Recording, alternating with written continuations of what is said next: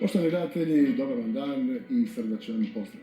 Tužna, baš nekako tužna, bila nam je ova 2020. godina. U svim sferama života ljude je tjerala na prilagodbe, kompromise, tjerala na razne promjene i donijela je baš nekako previše tih razočaranja i u cijelom tom ludilu tijekom ove pandemije ipak bilo nešto razloga i za radost. Pa tako je bilo i u svijetu sporta. Dovoljno je reći samo da se nisu održale olimpijske igre ili recimo nogometni Euro, da ne pričamo o silnom kaosu u kalendarima onih drugih manjih natjecanja. Do sami kraj godine tjera nas nekako uvijek na podvlačenje crta, red je da se podijele i neke nagrade, a moramo i do tradicije držati. Stoga, u idućih otprilike sat vremena svakako ostanite s nama i doznajte tko su najbolji po 69. izboru sportaša godine sportskih novosti.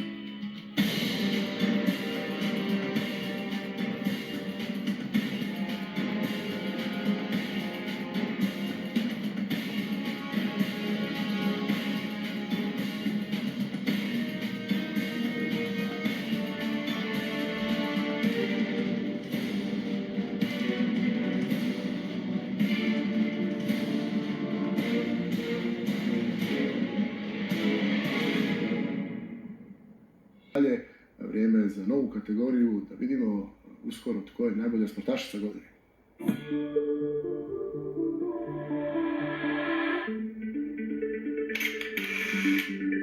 Mirela Kardašević, svjetski rekord u ronjenju. Petra Martić, 18. mjesto VTA ljestvice. Barbara Matić, zlato na judo Grand Slam turniru. Karla Prodan, bronca na europskom judo prvenstvu.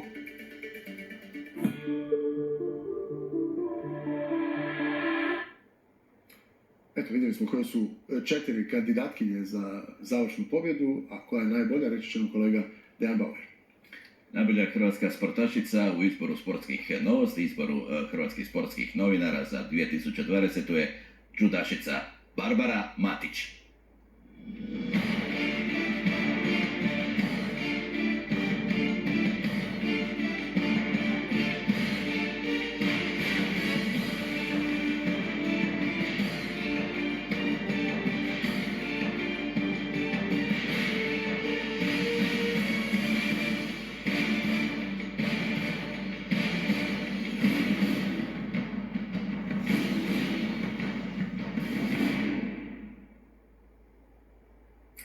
Barbari Matić, velike čestitke, njena prva pobjeda u izboru sportskih novosti i Barbara uopće prva pobjeda za borilački sport. Prvi puta da jedna predstavnica borilačkog sporta završila kao najbolja u godini po izboru hrvatskih sportskih novinara. Velike čestitke, da čujemo prve dane. Evo, hvala vam, ja sam stvarno počašćena s ovom nagradom i drago mi je što sam ja prva osvojila to. Evo, znamo da od olimpijskog odbora su dobile također dvije cure, Karla Prodan judašica i Mataj Jelić iz taekwondoa, tako da, eto, drago mi je da borilački sportovi, a pogotovo evo judo, gura tako velike rezultate. U ovoj specifičnoj godini, jasno, to je lijepa stvar i za Savez. Hrvoje Lindi, glavni tajnik Saveza, je tu kao predstavnik. U Barbari imate stvarno jakog i snažnog aduta. No, sigurno, Barbara je, kako reći, pionir naših rezultata koji su počeli prije više od 10 godina. I eto, uvijek nas razveseli sa rezultatima.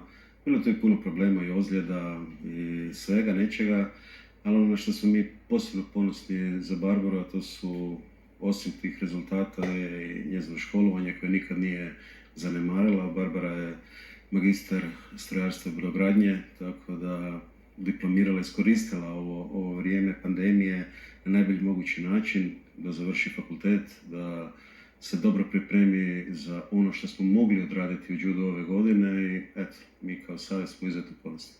Dene, Što reći, evo, mislim, ovo je emisija i sportske novosti su takav medij koji veliča sport. Ali tijekom ove 2020. U ljeto smo se bili negdje čuli, mislim baš na dan promocije Barbara i ja. I tada sam Barbari to i spomenuo i ispisao na stranicama sportskih novosti. Pa svaka čast, želim ti olimpijsko zlato. I svjetska zlata, i europska, sve to divno, krasno, to su fenomenalni rezultati. Za mene osobno, skromno mišljenje, najveći domet, sigurno u redu ovaj trofej ispred. Ali diploma, i to, molit ću lijepo, to je fakultet strojarstva, elektrotehnike, brodogradnje. Dakle, nije baš jednostavno i lagano. u principu, kako jedan profesionalni sportaš, odnosno sportašica u tako zahtjevnom sportu, jer judo ima razne, vrlo zahtjevne elemente koje možda ljudima nisu toliko bliski. Barbara, kako uspijevate sve to posložiti? Pa evo, ja sam prvo od malena imala puno obaveza i nekako sam naučila kad mi je vrijeme za trening, kad mi je škola, kad mi je učenje, kad imam druženja za prijatelja. Naravno da su tu pomogli savez i slale su molbe kad je trebalo, ako izlazili su mi susreti profesori kad je bilo da mora na neki turnir koji baš moram ići, ne mogu ga izostati, ili na neke pripreme, da mi se omogući da pišem ispit ili prije toga ili iza toga, tako da hvala i savezu i trenerima i mom i fakultetu i svima, tako da sve je to neka cijela velika priča. Nekoliko ljudi mi je reklo da moram pitati, pa ja moram pitati. Zašto judo, Barbara? Pa eto, bilo je judo ili balet, jer su bila dva sporta koja su bila u osnovnoj školi Pujanki i to Dosta slično. A to je bilo, to je bio izbor i to je bilo najbliže kući, doslovno mi je to bilo minutu od kuće i eto, ja sam rekla mami, mama, ja idem na judo i ona rekla ajde. Nije ni ona znala učiti šta je taj sport, totalno bila neupućena i meni se to svidjelo. Treneri su došli na 1 sat tjelesnoga pokazati šta je, to je sve u početku bilo kroz igru, elemente gimnastike i tako to, i meni se to baš svidjelo. Krenuli su prvi turniri, prva zlatna medalja i onda je nakon toga bila ljubav. Službeno, Barbara Matić je nominaciju zaslužila zbog zlata osvojenog na Grand Slamu u Budimpešti, što je visoki rang natjecanja. Na putu do pobjede je pobjedila samu kremu svjetskog juda u svojoj kategoriji. Pamtim one neke brončane medalje Barbara i to je zanimljivo. Često se spominje u sportovima taj prilaz iz juniora u seniore, da je strahovito težak. A vi ste čak tada imali najbolje rezultate, do sada na neki način. Je li tu stvari i obaveza na fakultetu ili su se jednostavno morali neke stvari u međuvremenu posložiti? Pa ne znam, jednostavno, ja kad sam bila još juniorka, osvajala sam i seniorske medalje, imala sam ko juniorka evropsku seniorsku medalju i medalje sam Grand Prijeva, ali eto, Grand Slam sam imala drugo mjesto, čekala se ovo zlato nakon Tome Marjanovića koji je to 2010. osvojio, tako da sad nam ostaje svjetska i olimpijska medalja za osvoj. Jer judo, kolega Balač će se sa mnom vjerojatno složiti, je sjajan sport, ali težak sport. Težak i vama za trenirat, a nama novinarima težak nekako približiti dane ljudi. Točno, ja ne znam sad, evo, tvoje, recimo, stručno mišljenje koliko je onda televizičan. Iako mislim da i tu ima značajnih pomaka što se tiče juda i u judačkoj organizaciji na međunarodnoj razini sam poprilično tih ulaganja i u medije i u približavanje upravo tim pa najznačajnijim praktički medijima, televizija to definitivno jest. Ono što je možda dodatni problem još uvijek malo u Hrvatskoj, neovisno o tomu što stvarno judo postiže lijepe rezultate iz godine u godinu sve više u Hrvatskoj, ljudi još ga ne prepoznaju najbolje što se tiče pravila, ali tu ide na bolje i pohvaljujem akciju jednu odličnu od Saveza judo u školama i to je jedan od načina kako se educiraju ljudi, ne samo djecu koju bi približili tom sportu, nego u konačnici odrasla da shvate o čemu se radi, da je jedna buduća gospođa majka ovoga, kao što je Barbarina judo, što je to, da se ne upita, aha, čer mi ide na judo, znam. Savez ima isto tako sjajne brojke, Hrvoje, ovako malo kad čovjek istražuje, pa preko 100 klubova, to je neki 15.000 članova, to lijepo zvuči. Pa je, to su već impozantne brojke. Ono što nas još više veseli, mi smo ove godine organizirali 2 prvenstva Europe, jedno juniorsko i mlađe seniorsko u Poreču, znači ovo teško vrijeme pandemije, jedna ozbiljna ekipa od 250 ljudi koji imaju dugogodišnje iskustvo u radu se primila tog posla. To je bio jedan zahtjevan projekt. Moram napomenuti da judo nema skupna prvenstva, znači imamo kadete, juniore, mlađe seniore uvijek odvojeno. Znači mi smo se odvažili napraviti taj jedan iskorak, uspjeli smo.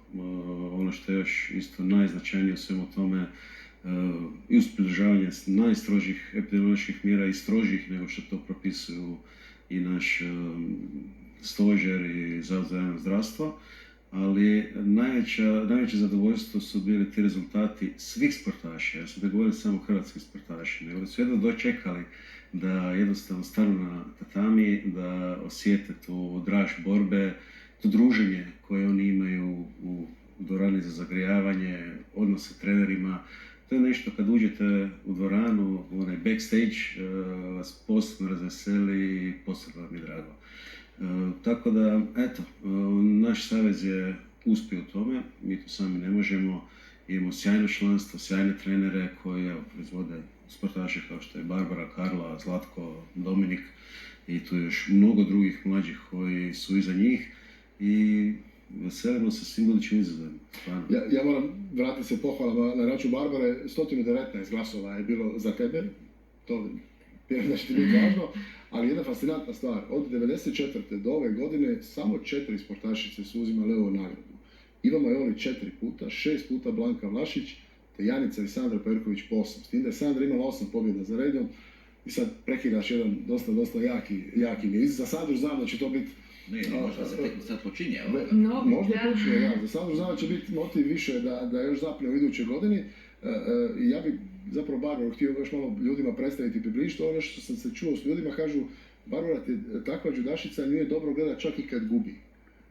Da su to vrlo atraktivne, da si uvijek u tom nekakvom napadu, da zapravo bez nekih pretjeranih kalkulacija ideš. Je li to istina ili su me lagali?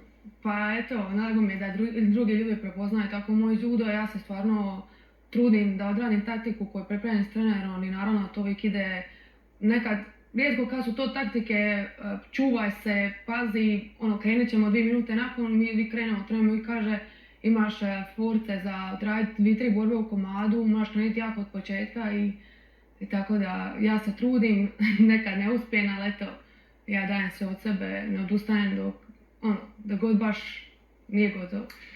Ako ja mogu nešto reći, meni je lakše ne gledat nego gledat u život. To govori o atraktivnosti, jel?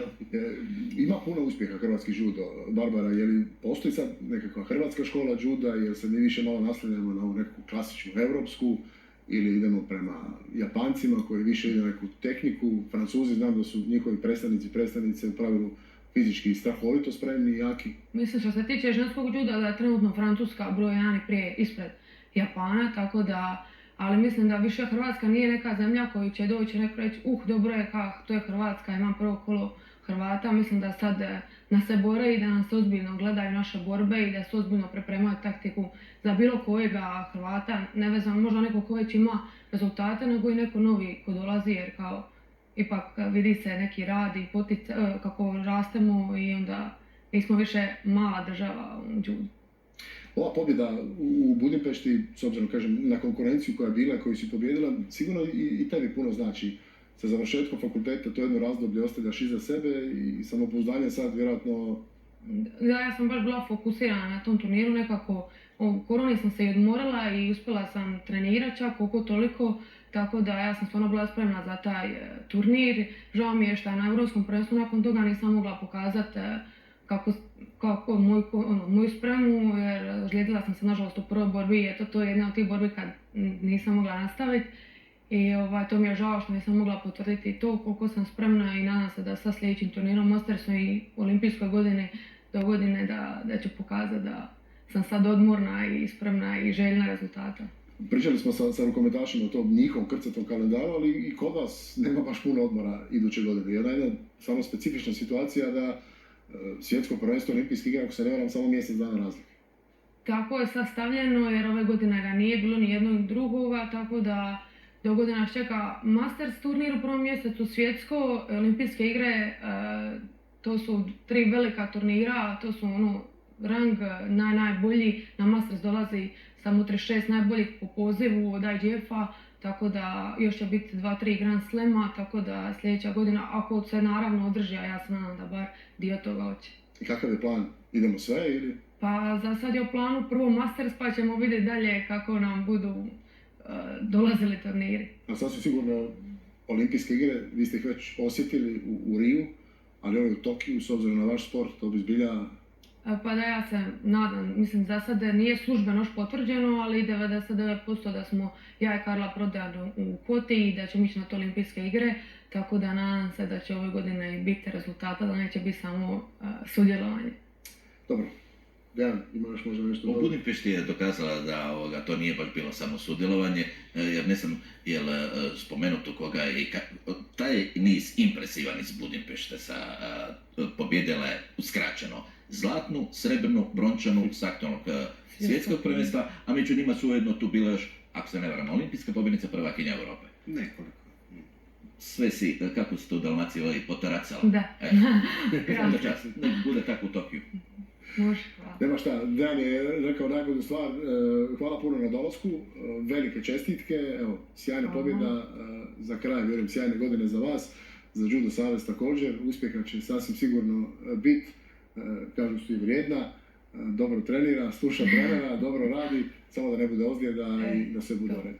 Barbara, hvala na dolasku i još jedan čestitke. Hvala. Hvala. A pred